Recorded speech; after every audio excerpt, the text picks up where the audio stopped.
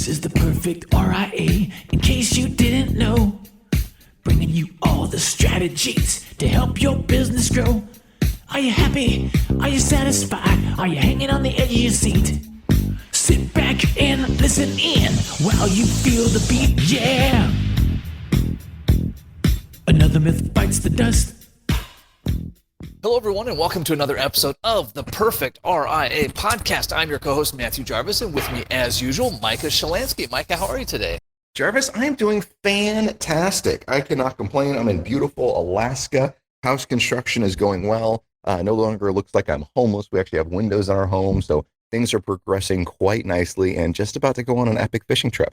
So many great things going on. Well, that's a lot of fun to hear, Micah. It's always fun to remember. In fact, I'm reading right now the book EOS Life, and they're talking about the importance of having a balanced life. And maybe you and I take that to an extreme, but it is always fun to hear about the exciting things that we're able to do in our personal lives because our practices are running so efficiently.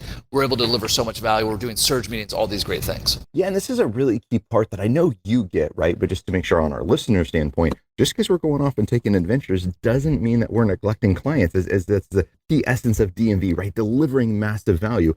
Our clients know that we're there for them. They also know we like to enjoy Alaska, because guess what? So do they. And so we're people too, right? They know we're doing fishing trips. They know we're doing this other stuff. And they're 100% supportive as long as they are taken care of. Now, if we don't take care of them, then all of a sudden they're magically less supportive of this. It's funny how that works.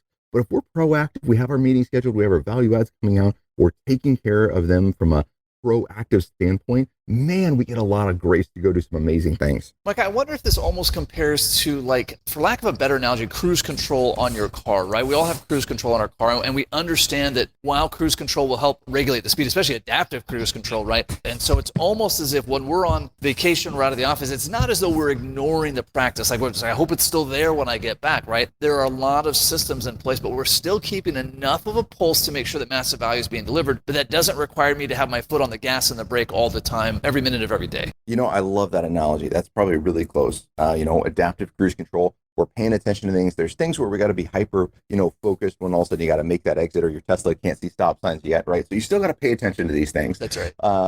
But there's a lot of things that we can set your practice up on autopilot. But I guess, Jarvis, to kind of get to this point a little bit more, when we talk about setting things up on autopilot, that doesn't really mean we get to delegate everything and expect it to go 100% correct. And I see advisors making this mistake all the time, is we all say we do the same thing. Well, all right, well, that's a lie. But anyways, so we all do the same thing, but then we talk about what that is. And people say, oh yeah, I do estate planning too. And I get a little passionate about this because I'm really proactive in estate planning with our clients. And I'd ask them how they do estate planning. They're like, oh, well, I recommend they go see an estate planning attorney. I'm like, okay, then what?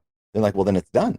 I'm like, okay, that's not estate planning, just to be clear, right? That's just kind of delegating out your job as a financial planner. Now, maybe you don't have the knowledge, maybe you don't have the experience, maybe compliance, whatever excuse you're going to use. But if you look at delivering massive value to clients and all you do is delegate out estate planning to be done, and there's no additional review or due diligence or process that you're going to go through, I'm going to argue and say you're not really delivering massive value to your clients in this particular area. Mike, I love that in the prospect process. We talk about this a lot as it relates to taxes, right? Let's talk about it as it relates to estate planning. So if I'm ever up against another financial advisor, whether I'm with a prospect or just, in the industry, right? And they say, well, you charge this exorbitant fee. Cool. A Mr. and Mrs. Prospect, this other advisor that you're working with, that you're talking to, what did they say after they read your will or your trust? And they'll say, well, they didn't read my will or my trust. And I said, well, how could you know that? And they said, they never asked for it. And I get this legitimately concerned expression. I say, you mean this like this document that says what happens to everything that you've earned and saved in your lifetime? If you're unable to make decisions, or when you pass away, what happens to all of your assets? They didn't bother reviewing that. And now the client or the prospect starting to get really concerned. I say, yeah, this really sounds like a big deal. So it almost sounds like this discount that you're getting is really a discount service as well. So those of us, Micah, to your point, who are proactive in delivering massive value, that's why fee compression is a non-existent thing for us. Jarvis, you're spot on. Now, I always love it, and I know that wasn't your full client script, because one of the things that I always love to add into that is, hey, good news, this is something we can help you with to make sure, yes, right? And make sure you're painting yourself as that solution that's going to be there. And then have up your sleeve at that same time. And Jarvis, maybe it's a good time we're talking about horror stories, of the horror stories that we've seen. Because now one of the responses that sometimes I'll get from clients or prospects is, so it's a new client or prospect, and it says, well, I've already hired an estate planning attorney. I did this last year. Why do I need to provide you these documents, right? because these are deal breakers for us. There's a couple of deal breakers. If we don't get these documents from you or work on them with, we won't continue the relationship. One of them is, the 4 sets is healthcare directive, durable power of attorney, will, and maybe a trust. You don't have to have a trust, right? It may or may not be appropriate, but we got to have that conversation. Another example is like a tax return. If we're not getting your tax return, man, deal breaker, we're going to have to graduate you from the relationship because I don't have the information I need to provide the value you expect to get from me. And the same thing with this. If they're telling me one thing, if they're telling me their estate planning's done, and I check that off the box and say, hey, it's done, but I never look at it, then God forbid Bob and Sue die, and now their 3 kids come back, and what happened is they had a blended family. Bob had 1 kid, Sue had the other. They gave all the money to Bob's kid, magically he was going to give it to everybody else, and that doesn't happen. Who are they going to get mad at, just out of curiosity? Yeah, and Mike, I think there's definitely this liability side, but there's also this, like, you and I are both incredibly passionate. Everyone who listens to the show is incredibly passionate about delivering massive value to clients, right? How can I possibly sleep at night knowing that went down because I didn't look? Or for a client who's still alive, fearing that that's going to go down, like, oh no, I know this is a time bomb, and I know that if they are unable to make decisions or they pass away and all this blows up, this is a time bomb. Yes, liability-wise, it's a time bomb for me. It's an absolute time bomb for them. And I know, Mike, you're the same way. I refuse to work with time bombs. I refuse to work with sinking ships. If somebody wants to have a sinking ship, if they tell me, hey, listen, it's not important to me, let them sort it out when I'm dead, well, that's just not the kind of person I can work with. Amen. I guess the other cool part about estate planning, now, great news is we've got a lot of requests from people for estate planning, like how do you do the presentation? How do you come up with a 1-page flow chart, which we're going to talk about in a little bit? How do you do a lot of these things? We're going to be putting together a masterclass on this, where we're going to be diving into this from the client side and from the advisor side. But the cool part about, I think, about this, Jarvis, you don't have to have some JD to really understand estate planning. In fact, most estate planning attorneys, or most attorneys, don't understand estate planning. Estate planning attorneys have no idea how taxes work, in my opinion, at least for the most part of the cases that are out there. So it's not like you have to go to law school to figure this out. It's really just follow the line or follow the money. When someone dies, what happens? And then asking a few probing questions after that. And when you ask these probing questions, now you can start to see, just from a common sense, 1 to 2, 2 to 3, 3 to 4, is this going to create any problems or dilemmas? Then we bring that up while everyone's still alive, right? It's so much easier to fix these documents when we're above ground. Below ground gets a little complex. So above ground is always our better option. And now we can have the discussion and fix this. Yeah, Micah, I love that. Now, for advisors who have not incorporated estate planning into their practice, or who have not done it consistently with clients, let's talk just a little bit how you implement. So for prospects, it's easy. You just give them, here's the list of documents we need to do our analysis, and estate planning is one. And I go with it the same assumption that a doctor was. When I go to the doctor's office, they don't say, hey, Mr. Jarvis, could we take your pulse and blood pressure? They don't ask, like, hey, would it be okay? They just say, like, hey, roll up your sleeve, we need to take your pulse and blood pressure. So for prospects, I need investment documents, I need tax returns, I need estate documents. Easy enough. For existing clients, if you haven't been good at this, this is a great time to position and say, you know what, I'm committed to always improving my practice, and I've been trained and mentored by some great advisors in the country, and we're adding this feature as an additional value to you, and as such, we're going to start needing copies of your tax return. So there's a lot of head trash around, I think, new value, Micah, but it's really easy to approach. Jarvis, it really is, right? Because we get the head trash thing, holy crap, that says I've been supposed to be doing this for the last 5, 10, 15, 20 years, and I haven't. Now, as soon as they find out I haven't been asking this, they're going to know I'm a fraud. All my clients are going to fire me at the same time. I'm now going to be homeless. My wife's going to divorce me. My kids aren't going to talk to me. I'm living in a van down by the river, right? I mean, boom, it's amazing, that head trash. That's how fast that goes. But the reality is, clients love that we're always learning, right? And this also plants the seeds that you're adaptive to different environments of whatever is best suited for the clients. So here's a bit of a stretch, but here's also something that's easy with my clients. We custodian at Schwab. God forbid if Schwab is not the best offer and solution for them, I got a lot of leeway with my clients to move custodians. Why? Because I'm always looking for the best solution for them, right? Bringing up new value adds, this is a common thing for them. Making slight changes is a common thing for them. This isn't like a brand new thing that says, oh my gosh, Micah hasn't done anything different in the last 20 years. You know, I'm always bringing this up. How do we add this value? So you as another advisor, if you haven't done this estate planning, use that line Jarvis just said. What I would add to it, have in your back pocket 2 or 3 stories, because you're going to get a handful of clients that are going to push back on you. That says, well, I just hired this attorney. They just did all these documents. I don't know why you need to review them, right? Or maybe I'm the only one that gets these questions. So have in your back pocket a couple of stories that you can go through to say, you know what, I was talking with an advisor and this happened. Here's a really easy one. Blended families, right? What is a blended family? So you have a couple that were divorced previously, then they got married, and now you have kids on either side of the family tree. I was just earlier, well, I guess it was last year now. Last year, we'd brought on a new client. We'd asked for her estate planning documents, a little bit of pushback because she's like, I just hired an estate planning attorney. I just did this 4 months ago. I really don't want to go through this whole thing again. Unfortunately, it's required. And I said, great news. We're going to read your documents. We're going to ask you a couple questions. If everything's in order, man, not a problem. It's a quick conversation and we'll move on. But we really need to do this. So she reluctantly kind of agreed because high D personality doesn't want to do it again. She already made that decision. She thinks it's accurate. Jarvis, we get her estate planning documents, and basically it says whatever spouse dies first, everything goes to the surviving spouse, right? Okay, that's normal. But then when that surviving exactly, but when that surviving spouse dies, everything goes to their side of the family tree. The other side is completely disinherited. They're not getting one red cent. And so, you read this document, and I can already picture this conversation. I know exactly what happened with the attorney. They both said, hey, if we die, everything goes to each other, then it goes to our kids. Okay, boom. And that's what the estate planning attorney wrote. And this document created this massive issue. And when I brought it up to the client, she's like, no, that's not what it says. That's not what I want. And I was like, yeah, actually, it does. That is what it says. So we had to go and get a different attorney to get this document corrected because it had a massive issue in there that if we hadn't taken the time to read it, man, that would have been a problem. Yeah, Mike, I think it's also important to empathize with the client why they would not want to provide you with their estate documents, right? It's a hassle for them. Yeah. It's not a pleasant subject to think about in general, right? No one likes to think about death and dying. They don't want to maybe expose that. They might think, well, you're going to find out that our documents are a mess, whatever the case may be, and they don't want you to see that. So we need to kind of be empathetic towards that. But I like to keep it really easy. I like to use some really simple examples as well. Mr. and Mrs. Klein, imagine if you're traveling. I know you love to travel, and you ended up in the hospital. How would your family track down copies of your estate documents if they needed them?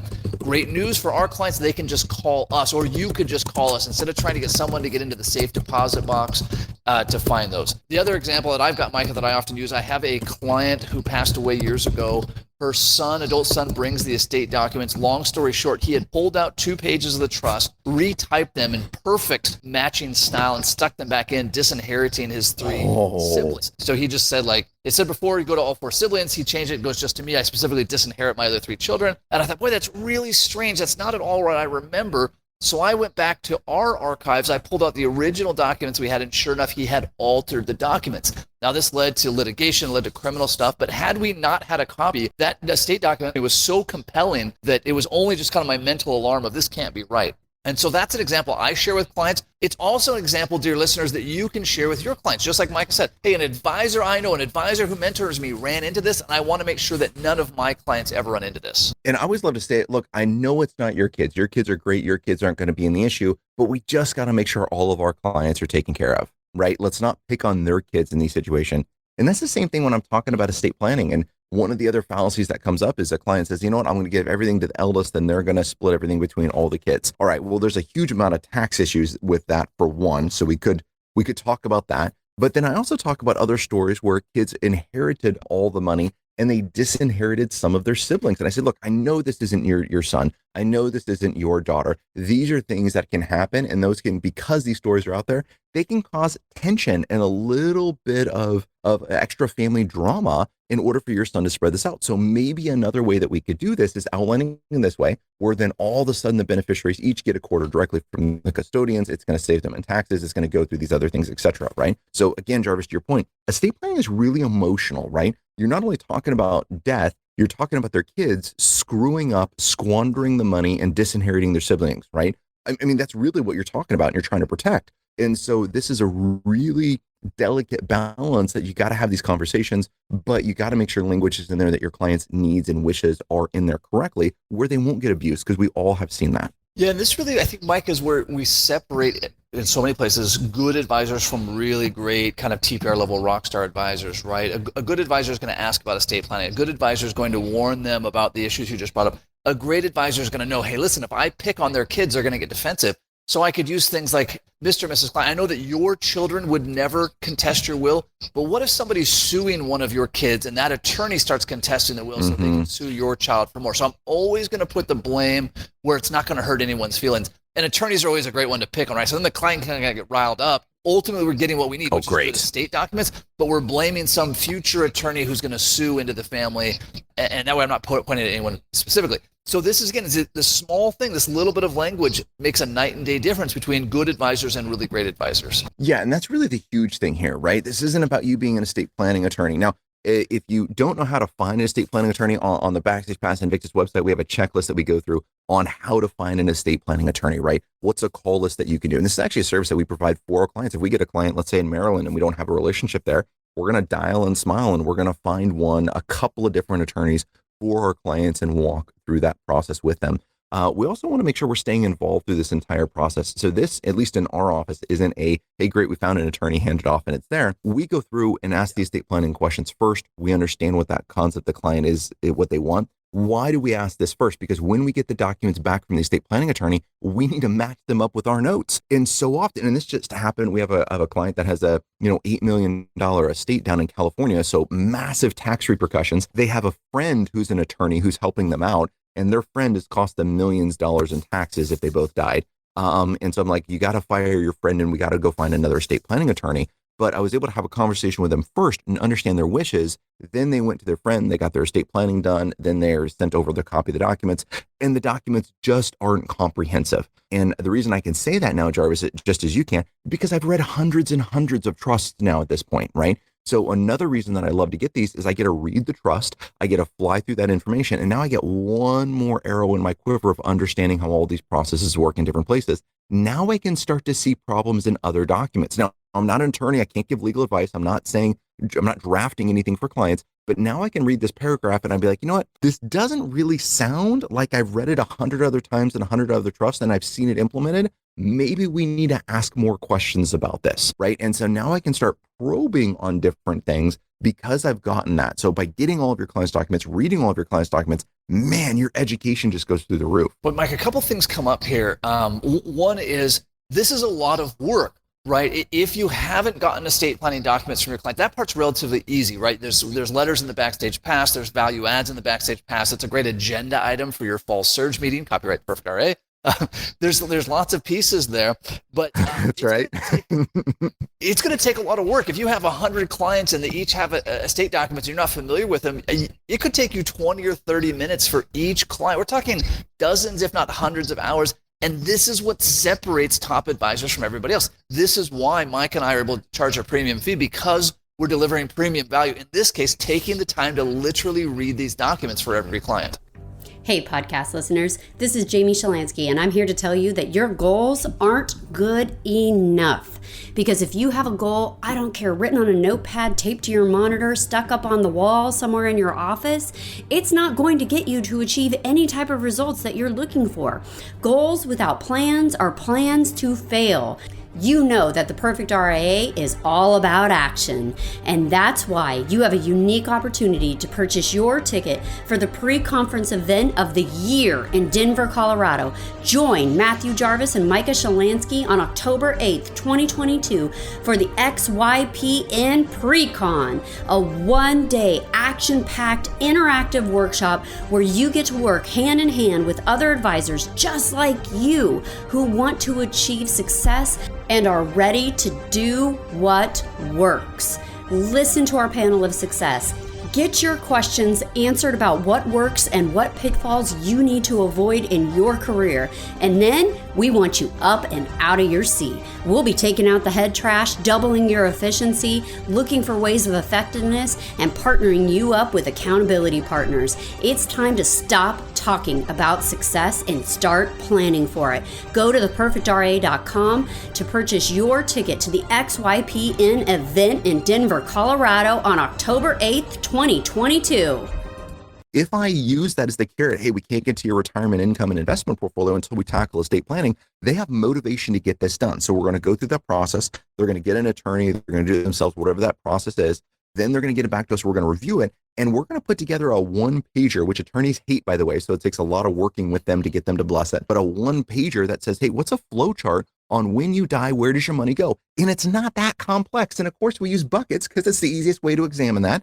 Not income buckets, right? Slightly different. But no, we're going to do a little estate planning. flow chart, and we're going to outline that and say, great, when Bob dies, what happens? When Sue dies, what happens? How does the money go to the kids? Is there any money for the grandkids? And we're going to outline that really easily, because then every year I want them to pull that up and say, hey, has anything changed? Who's my beneficiaries? Who's my trustees? Is there anything there? Well, instead of pulling up 100 pages of legal documents and having to review this, there's a one-pager on top that outlines those things.